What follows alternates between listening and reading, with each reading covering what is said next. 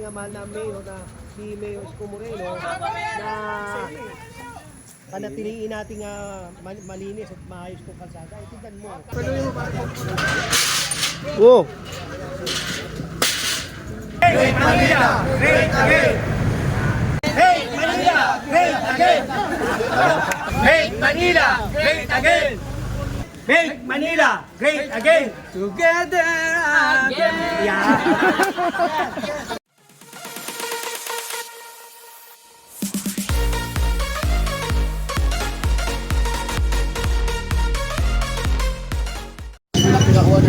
Ayan, good day mama. Dito tayo sa may kanya lang sa corner Santa Maria Street, Barangay 81. Ngayon ay July 15, 2026. Mapapansin nyo, no? Tinanggal yung gate dito sa barangay. Ito, sinampa na nila General Sukat.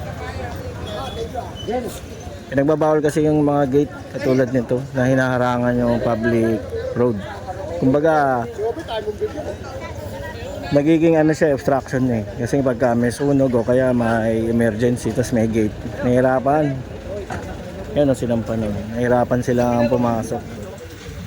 Yan, katatanggal lang.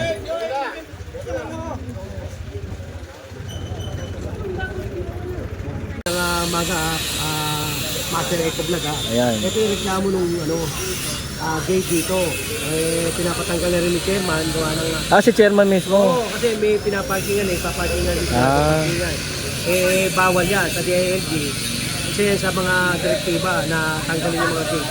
Para badaan na, tignan mo, baliwag. Oo nga. Mga kadaan yan dyan yung mga Pag may emergency. May bumbero. Oo, tama. Kaya tinanggal natin yan. At saka pinapatanggal na rin ni Chairman yan. Sumunod din si Chairman sa direktiba, no? Ano ba yun?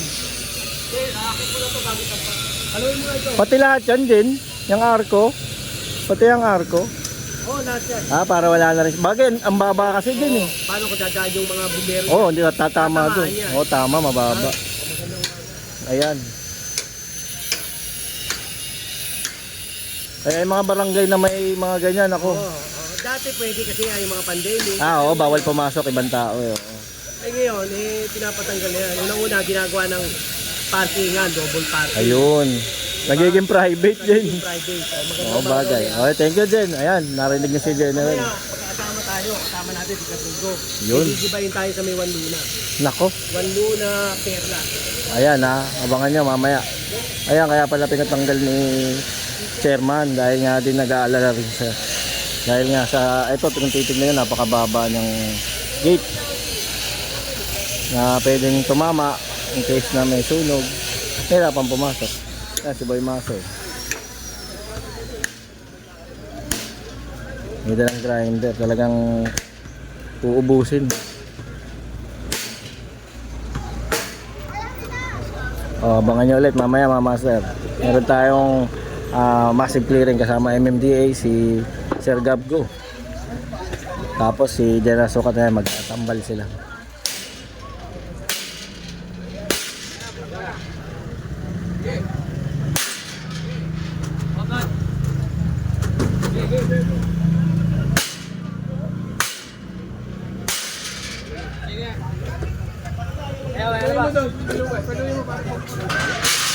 Wow.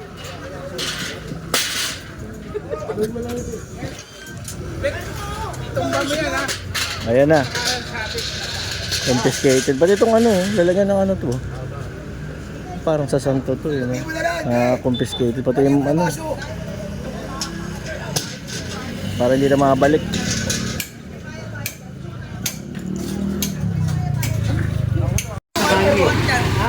Ito hindi tama ito, sinabihan ko pinanan. Direktiba na din, sa Dr. Manila. Tignan mo naman, nasa kali nasa kali kayo Brad, ilang beses ko na sinabi sa inyo. Paano tayo niya pagkaganto ng ganito? Ito mga short video, mapapanood ko kay Papatawan. Ito na, sita ni General yung tindahan ng mga tusok-tusok, mga pang merienda. Ilang beses na daw nasita ni General to. Ilang beses na rin sinabi yan, wala. Pati yung mesa, kunin nyo. Hindi na daw nadala. Parang, hindi ko alam kung 4 na pesos na sinabi yan eh. Reklamo lang Pakitanggal mo to. Pati yung lagay sa uhon niya, kaya gulong yung malaki. Dalawa. Patanggal mo muna yung